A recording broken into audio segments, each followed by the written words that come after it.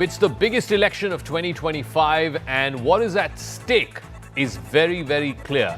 There's an incumbent who has been in power for the last 20 years in one coalition or another, and he is an aging leader. So is Bihar looking at the next generation? Talking about the next generation, there's a challenger who is young, dynamic, and has managed to capture the imagination of the youth, but he's still struggling to expand his appeal beyond the traditional constituencies of Muslims and Yadavs. Who has the edge in Bihar, and what are the X factors? We'll get to that in just 1 second, but there are two critical constituencies who will decide who wins this big battle for Bihar in 2025. And those two constituencies are: one, women, who played a huge role in the 2020 election. They were the difference between the NDA winning and edging out the Mahagatbandhan. And two, the second big constituency is going to be that of youth, in a state where almost 40% of the electorate is between the age of 18 and 35. But first, today campaigning ended for the first phase of elections. It's going to happen day after tomorrow on the 6th, where 121 seats will go to polls. We'll break down which of those seats are important, what are the critical factors on the magic wall. But let's first play out some reactions that came through on the very last day of campaigning for the first phase of the big battle for Bihar. आप बताइए बहन जी हमको कि आपको महिला रोजगार योजना के तहत 10-10 हजार रुपए मिला कि नहीं मिला? मिला कि नहीं मिला? और अभी इसके बाद, चुनाव के बाद 2 लाख रुपए आपके खाते में आएगा, ताकि आप स्वरोजगार के साथ अपने आप को जोड़ पाएंगे। जिसको हमने बिहार विधानसभा में भी सरकार से कई बार हम लोगों ने मांग की, ओपीएस, ओल्ड पेंशन स्कीम। हमारी सरकार बनेगी तो ओल्ड पेंशन स्कीम जो है लागू किया जाएगा। All right, so what are the big X factors as far as Bihar is concerned? There are 5 big X factors. Number one, as is the case with any election, state or national, anti-incumbency happens to be a big one. Nitish Kumar, remember, has been in the Chief Minister's chair for 20 years straight now, from 2005 all the way to 2025. He's been with different coalitions, sometimes with the NDA, sometimes with the Mahagatbandhan. Right now, for the last almost 2 years now, he has been with the NDA. This is an election where it will be a test of whether Nitish Kumar continues to be as popular as he has been in these last 20 years, and whether or not the BJP can help him tide over the anti-incumbency of the last 5 years. Number two, and this is a critical constituency, this is what saved the day really for the NDA last time around, women voters once again holding the balance of power. For the last 2 decades, Nitish Kumar has built his entire politics around women voters, women labhartis. He's given them laptops and cycles. And of course, the big one this time around, the 10,000 rupees for all women in the state who are underprivileged. That's 1.2, 1.3 crore women. And now the Mahagatbandhan is also trying to woo them, the Jivika Didis, with a 30,000 monthly stipend for them. And then there is, of course, the SIR exercise, the special intensive revision of the electoral rolls that happened over the last few months. 68.5 lakh voters' names have been deleted. It's spread in almost a secular fashion across the state between north, south, east, and west. But who will this hurt? Whose voters have been deleted more? That again is a big question mark. And then the NDA and the Prime Minister leading the charge on this. The NDA has put the spotlight on the jungle Raj of the RJD, the period when Lalu Prasad Yadav and his wife Rabri Devi were in power between 1990 and 2005. This is a legacy. Whether or not Tejashwi Yadav will be able to overcome that, we will have to wait and see. And then now you have the JDU too, and a big Bahubali of the JDU, Anand Singh, being put behind bars in a murder case. Does this sting both ways? And the fifth and final factor, and no one quite knows how this is going to play out because it's a new factor, and that is the PK factor, the Jan Suraj party that he has launched. He's drawing big crowds wherever he goes, particularly with the youth. Will it translate into votes? In every interview, including to CNN News18, he says he'll either get 10 seats or he'll get 100 seats. But, you know, that's not the way elections work. So Will his appeal, his ability to draw crowds, his appeal amongst the youth, will that translate to votes? These are the 5 big X factors that we've broken down for you, which will basically decide which way this big battle for Bihar will go. But let me also play more political reactions, and then we'll break down those 2 specific factors. We'll look at these 121 seats that are going to polls tomorrow, on Thursday, and also the women voter and the SIR impact right in just a moment. जंगल राज और गुंडा राज ये RJD और कांग्रेस की पहचान है, इनकी खानदानी पहचान है। ये जिन लोगों ने बिहार को लूटा, जो खानदानी लुटेरे हैं, आज वे खानदानी माफिया को शागिर्द बना करके फिर से बिहार में जंगल राज लाना चाहते हैं। बिहार के बेरोजगार नौजवान भाइयों का समर्थन तेजस्वी को बहुत मिल रहा है, महागठबंधन के जहां भी उम्मीदवार खड़े हैं, क्योंकि हम मुद्दे को लेकर चुनाव में जा रहे हैं। हम उनकी बात कर रहे हैं, हम युवाओं की बात कर रहे हैं, हम महिलाओं की बात कर रहे हैं, चाहे वो महंगाई की बात हो और चाहे नौकरी और रोजगार की बात हो। All right, so let's break down these 3 factors. Which are the seats that are going to polls tomorrow?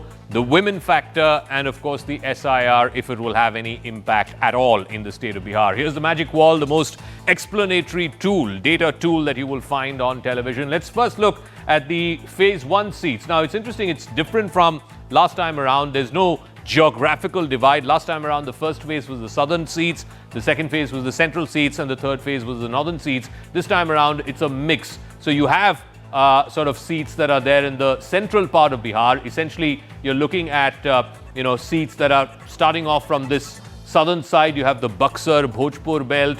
You also have some parts of Mithilanchal in the central part of the state, which are voting tomorrow on Thursday. Places like Samastipur, Vaishali, Darbhanga, some of those constituencies. Now, remember, the phase 1 is a tricky phase, because last time around, it's actually the Mahagatbandhan which had a slight edge. 61 out of these 121, the Gathbandhan won. The NDA managed to win only 59. So these are the seats that will be polling on Thursday. But if you were to look at a breakup of where the Mahagatbandhan won, or which of the parties in the Mahagatbandhan won, it is actually the RJD that won substantially. Out of the 61, 42 of those seats were won by the RJD. So almost 2/3 of these seats were won by the RJD. The Congress had only 8. The CPI-ML had 7. The CPI and the CPM had 2 each. Let's go back and check on the Mahagatbandhan. Where did they win, or which of those parties won? If you look at the phase 1 seats, the 121 seats going to polls on Thursday, look at the NDA. There again, the JDU was the laggard. The JDU, even though it was a senior partner in the state, the JDU won only 23 seats. The BJP won 32, even though the vote share was almost similar, 17.2 for BJP and 17.1 for the JDU. In all, it was the BJP that went ahead, and the JDU was the laggard as far as this phase is concerned, which is why the NDA had a narrow victory, as it were, in the 2020 election. Now, 2 critical factors.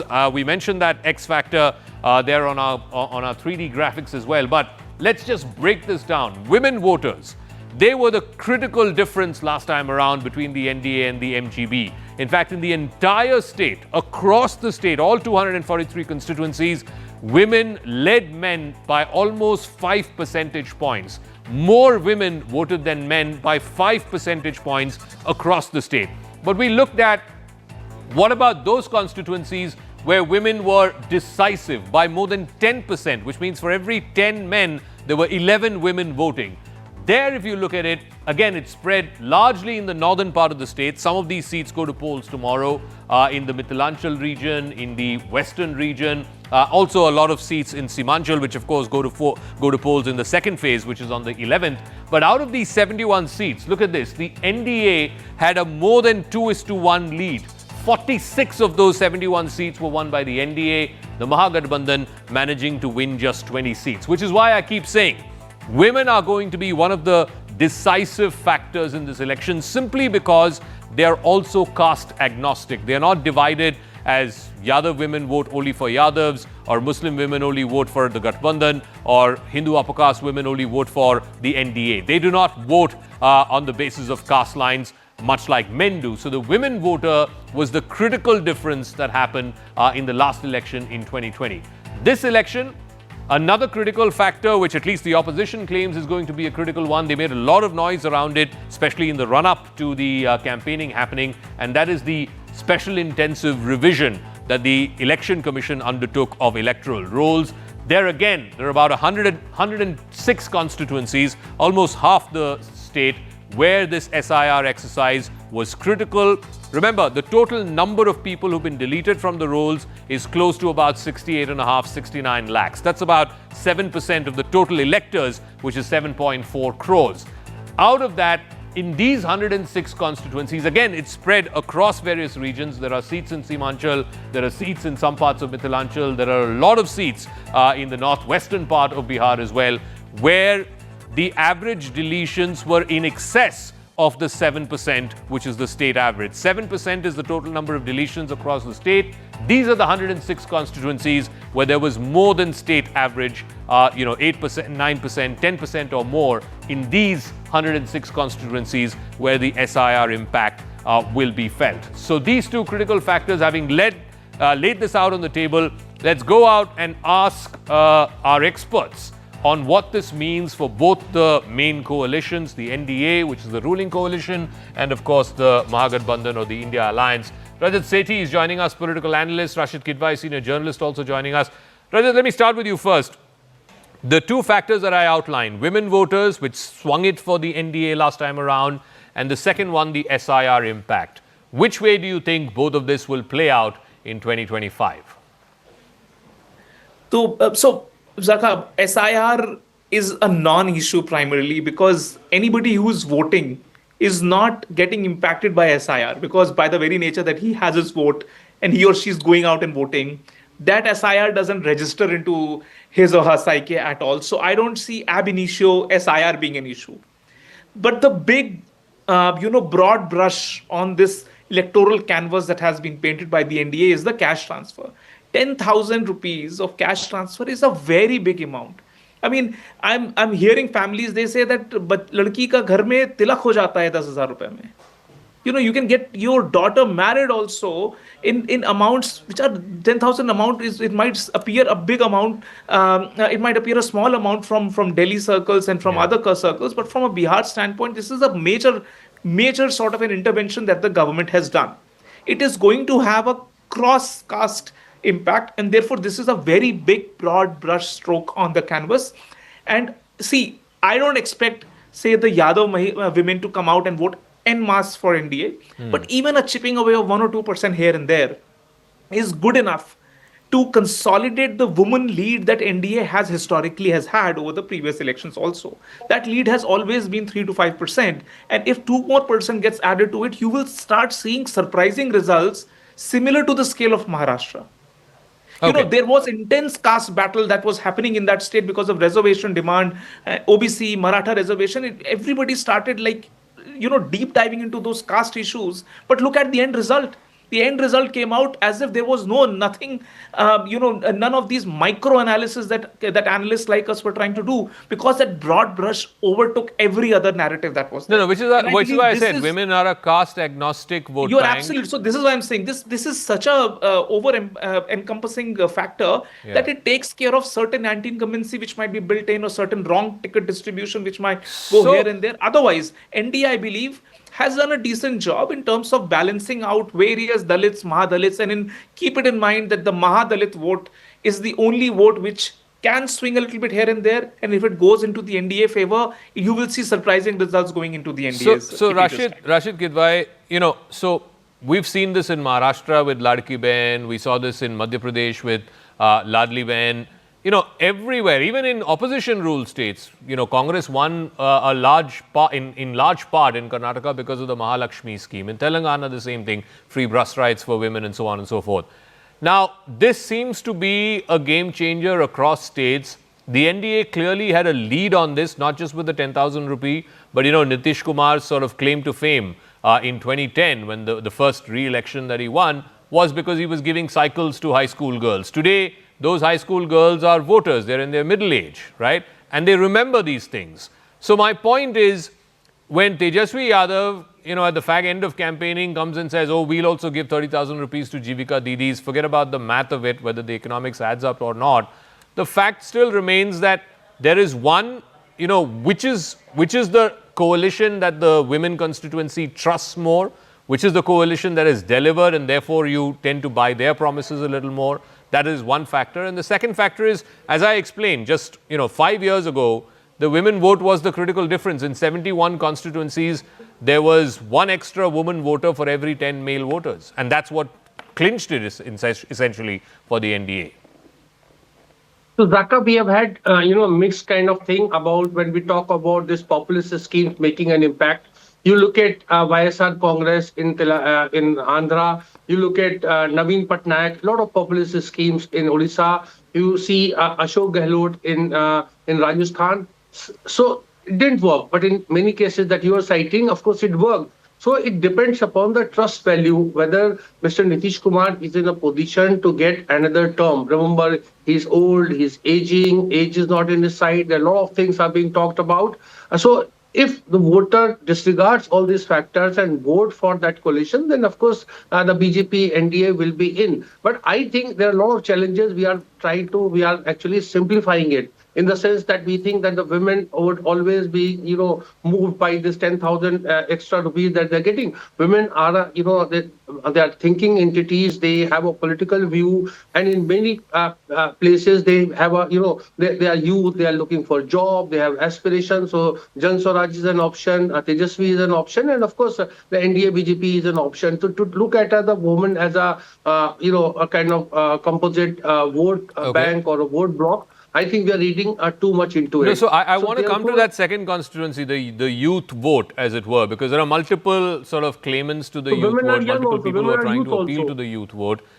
Here again, Rajat, there are 75, as per 2011 census, there are 75 lakh migrant workers out of Bihar, which basically means this is a constituency that Tejashwi Yadav is trying to cater to, Mr. Prashant Kishore of Jan Swaraj is trying to cater to.